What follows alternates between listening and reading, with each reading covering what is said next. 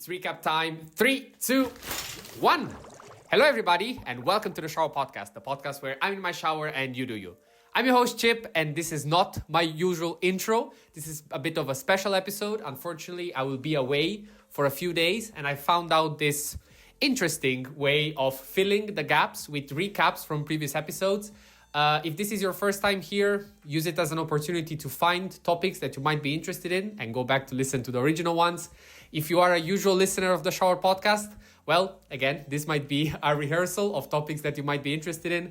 Otherwise, I understand if you want to wait for me to be back. But in the meanwhile, the podcast needs to continue and we need to reach day 365. Having said that, I will not keep you longer. Thank you very much for listening. As always, a like and a subscribe. They are always welcome. And now, recap time.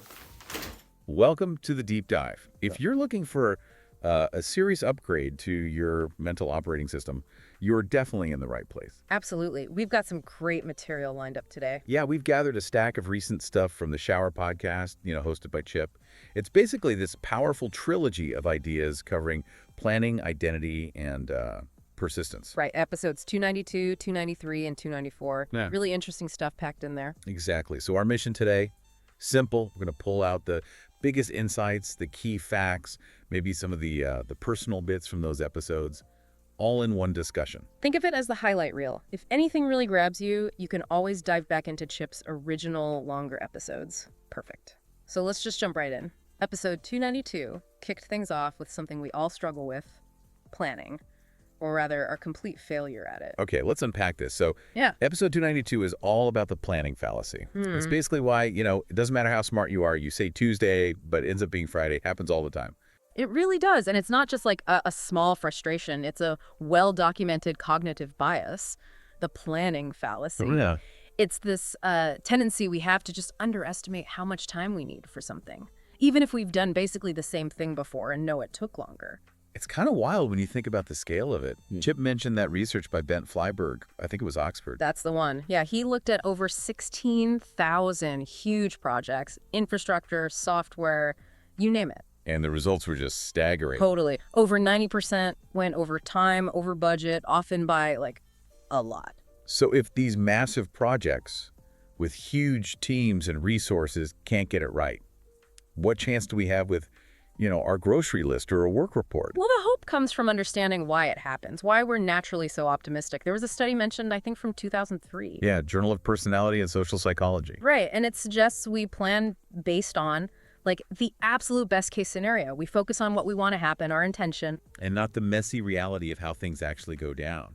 We picture this smooth process like we're robots in a vacuum. Exactly. We mentally delete all the frictions, as Chip put it. Right, like the phone ringing, the unexpected email that takes half an hour, needing coffee, realizing you need to look something up. All that stuff gets ignored in the initial plan. And there's a deeper layer, too, connected to our self-image. It's kind of uncomfortable to admit we might be inefficient or that things get messy. So we project this image of being super competent onto our schedule. Pretty much. We want to be the person who finishes early, who nails the deadline. And that desired identity, that optimism, it blinds us to our own track record, the actual data, that gap.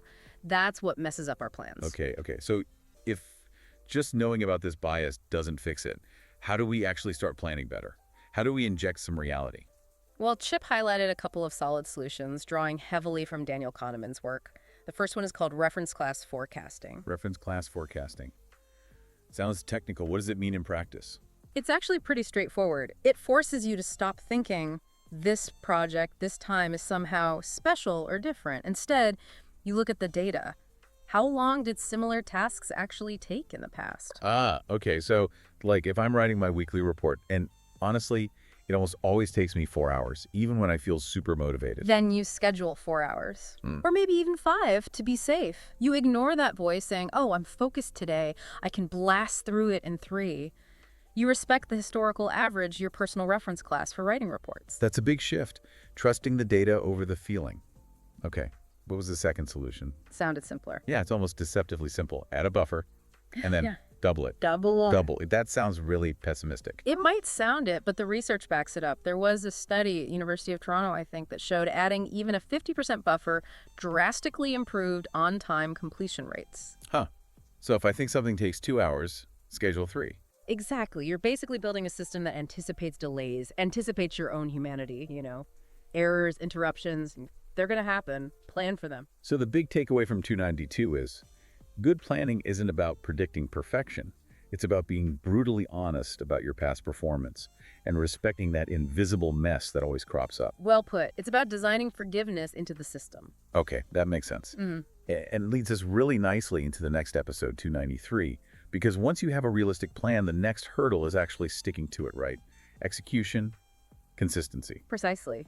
Episode 293 shifted focus from planning failures to the psychology of giving up, specifically the damage done by lots of small losses. Yeah, this idea that it's not usually one big catastrophe that derails us, but more like death by 1,000 paper cuts, a slow erosion. And Chip made it super relatable with that story about playing. Was it Silk Song? Yeah, Silk Song. He'd put in a ton of time, got like 90% completion, found the secret ending, but decided getting the full 100% just wasn't worth the insane extra effort. He called that a calculated small loss, and he was okay with it. Right, a conscious decision. But then the interesting part... Yeah, the twist. He found himself procrastinating even on the final steps he had decided were necessary.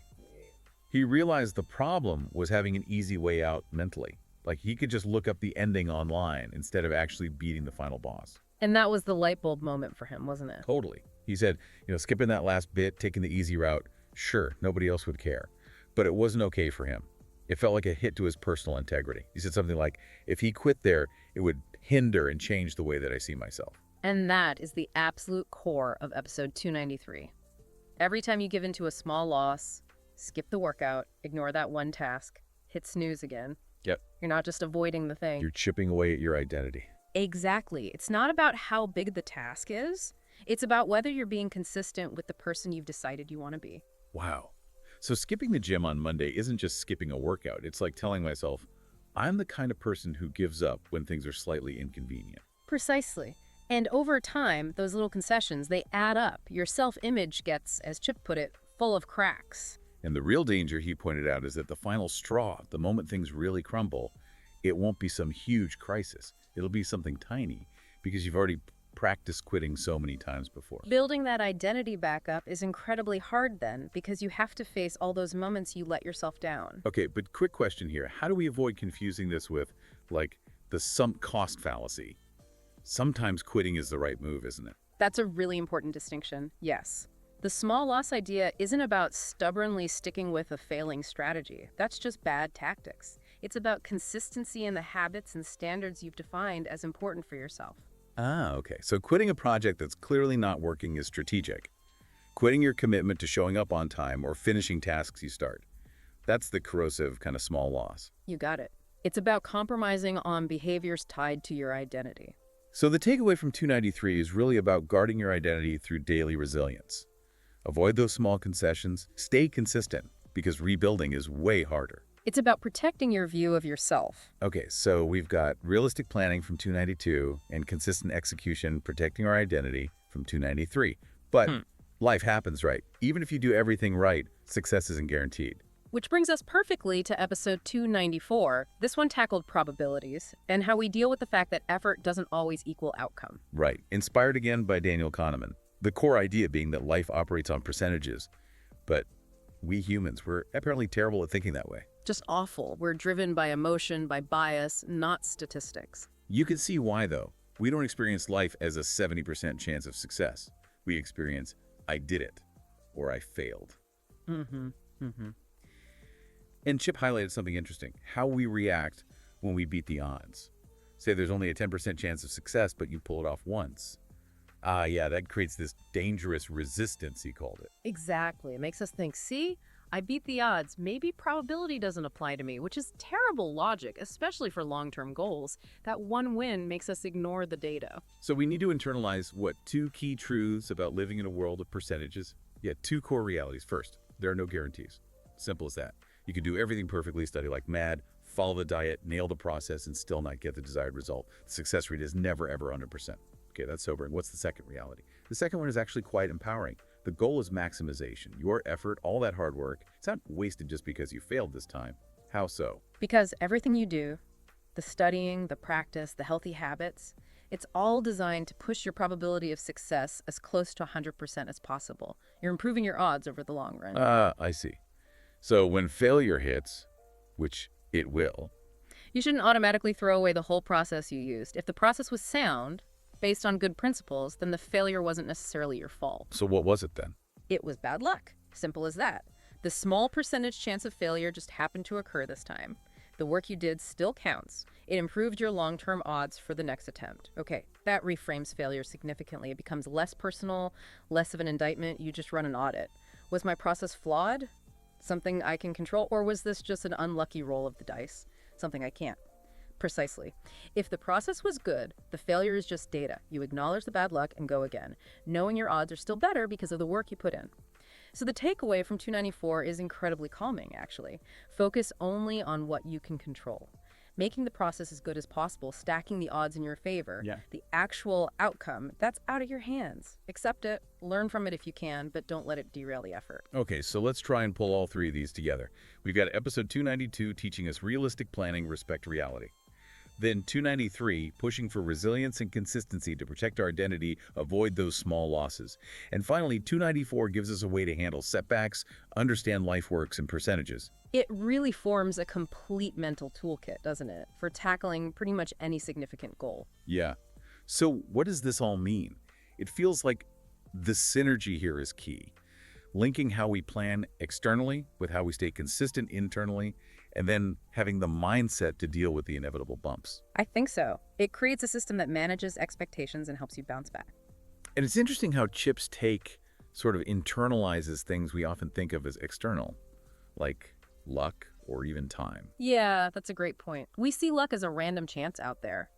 But these episodes suggest that how we manage time through planning and how we manage our identity through avoiding small losses, those are like internal percentages we're constantly adjusting ourselves. We're stacking the odds for or against ourselves internally, day by day. Which leads to a pretty good final thought for you, the listener, to chew on. Thinking about those small losses from episode 293, what's one tiny moment of giving up, one really small concession you usually make that you could intentionally avoid today, just to nudge those internal odds a little bit more in your favor? That really brings it all together. A practical application of the synthesis. These aren't just theories, they're tools for, daily life. Absolutely. Well, thanks for joining us on this deep dive into Chip's material. We really hope this summary gives you some fresh clarity on your own planning and persistence this week. Yeah, it was great discussing it. Thanks everyone for listening and engaging with these ideas. See you tomorrow.